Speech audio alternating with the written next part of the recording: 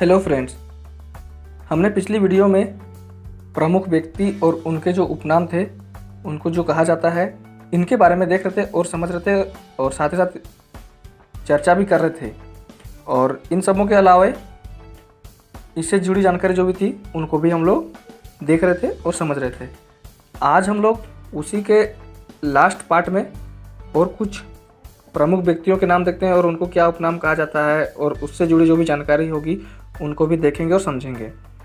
जो चैनल में नए आया है वह चैनल को सब्सक्राइब जरूर से ज़रूर कर लें और पिछली जो पार्ट हैं प्रमुख व्यक्तियाँ और उनके उपनाम के, उन सारे पार्ट को भी देख लें ताकि इनसे अगर क्वेश्चन बनता है तो आप सभी इसको आसानी से बना सकते हैं। तो चलिए आज हम लोग लास्ट पार्ट में और कुछ है इनको देखते हैं। तो सबसे पहले देखते हैं भारतीय मैकियावेली। तो यह उपनाम है भारतीय मैकियावेली और यह उपनाम चाणक्य को कहा जाता है। तो चाणक्य को भारतीय मैकियावेली भी कहते हैं। दोस्तों, चाणक्य का दूसरा नाम कौटिल्य भी है और विष्णुगुप्त भी इन्हें कहा जाता है। तो यहाँ पर क्वेश्चन बन सकता है कौटिल्य या विष्णुगुप्त किसे कहते हैं, तो वह चाणक्य को कहा जाता है, या तो फिर भारतीय मैकियावेली कौन है निम्न में से, ऐसे भी क्वेश्चन बन सकता है।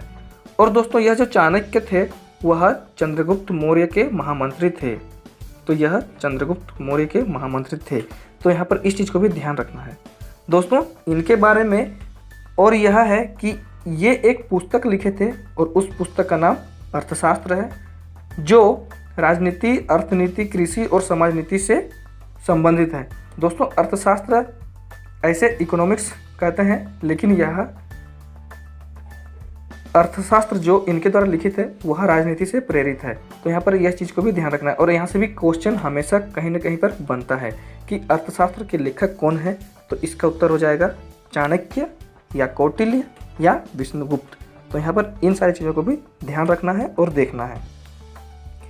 आगे देखते हैं गुजरात का जनक। तो यह है उपनाम गुजरात का जनक और इसे कहा जाता है रविशंकर महाराज जी को। तो दोस्तों, गुजरात का जनक रविशंकर महाराज, और ये रविशंकर महाराज भारतीय सामाजिक कार्यकर्ता थे।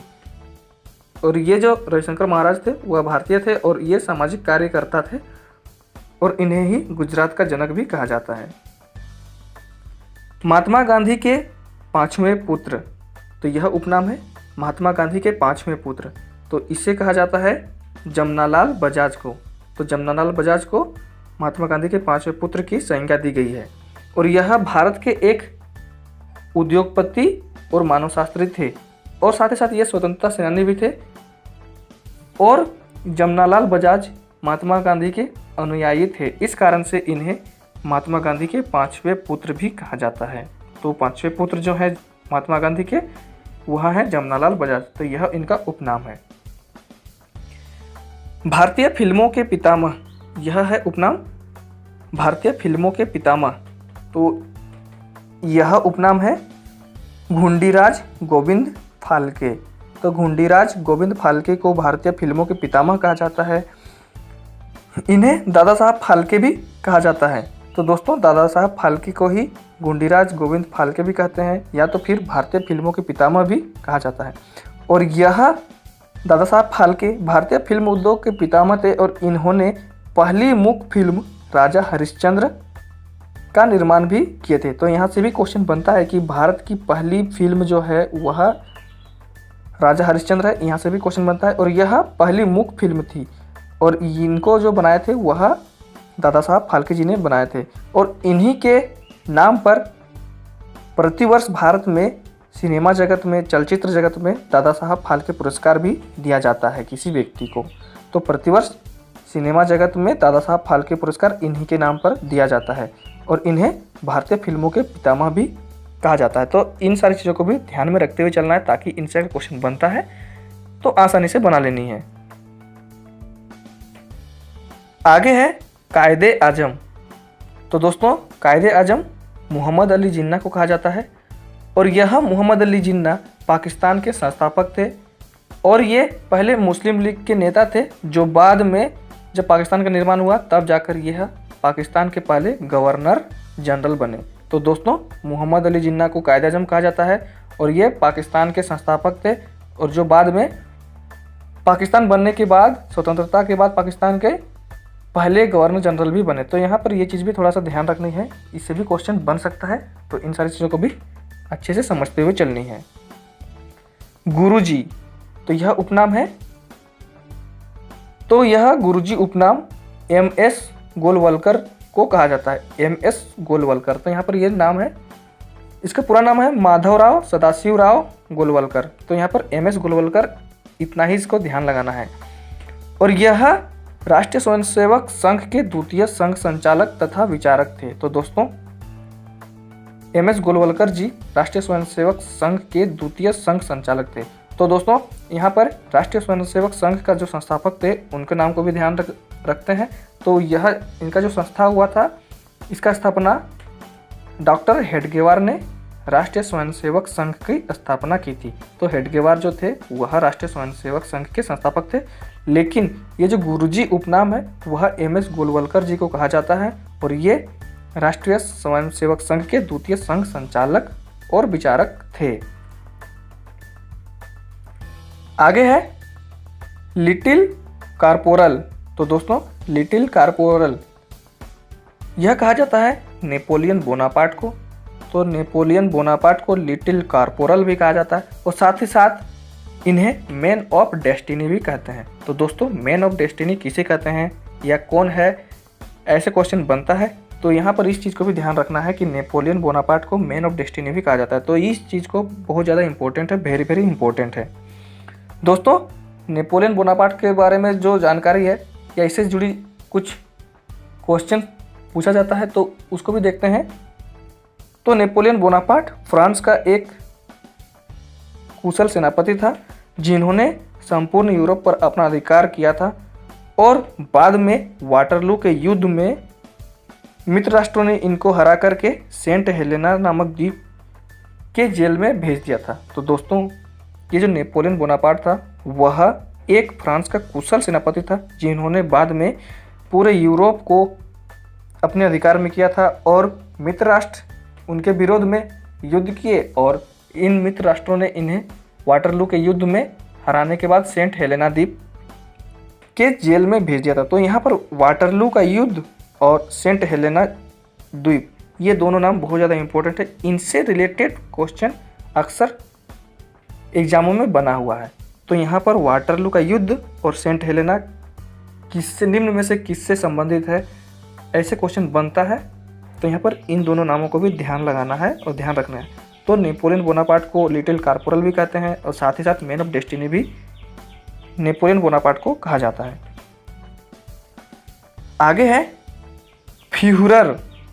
दोस्तों यह उपनाम है फ्यूहरर, तो इसे कहा जाता है एडोल्फ हिटलर को।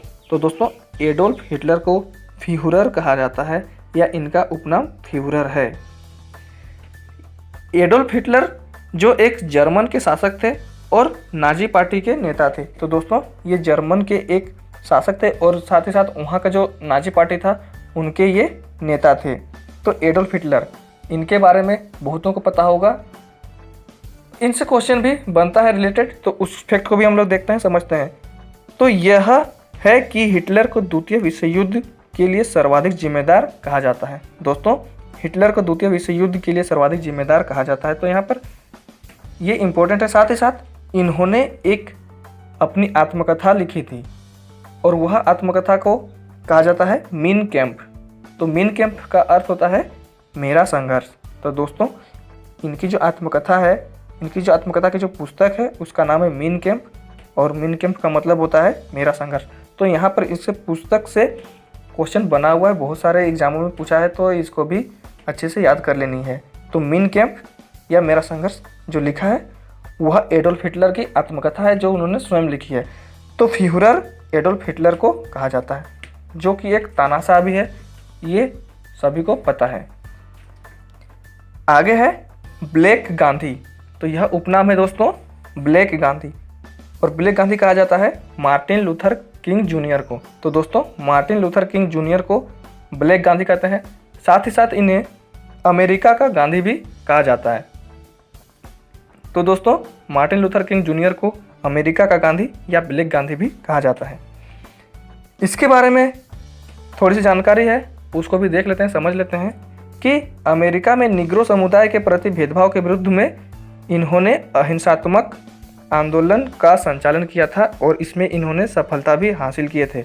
और दोस्तों, ये गांधी जी के अहिंसक आंदोलन से प्रेरित थे और गांधी जी को ये अपना आदर्श मानते थे और उनके ही नक्शे कदम पर चलते थे, तो इसीलिए इन्हें ब्लैक गांधी या अमेरिका का गांधी कहते हैं। तो उस वक्त अमेरिका में निग्रो समुदाय के लोगों के प्रति भेदभाव किया जाता था गोरों लोगों के द्वारा, तो इन्हीं के विरोध में इन्होंने आंदोलन का संचालन किए थे और इसमें इन्होंने सफलता भी प्राप्त की थी। जिस प्रकार से भारत में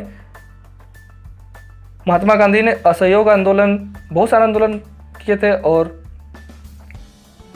अहिंसा को उन्होंने अपना धर्म माना था, इस प्रकार से ये जो मार्टिन लूथर किंग है, इन्होंने भी अहिंसा को ही अपना रास्ता बनाया और उसी के विरुद्ध में इन्होंने लड़ाई की और सफलता भी प्राप्त किए थे। तो दोस्तों, यह ब्लैक गांधी या America Gandhi Martin Luther king को कहा जाता है। मार्टिन लूथर किंग जूनियर जो है दोस्तों, वह विश्व शांति के लिए सबसे कम उम्र में नोबेल पुरस्कार के विजेता भी रहे हैं।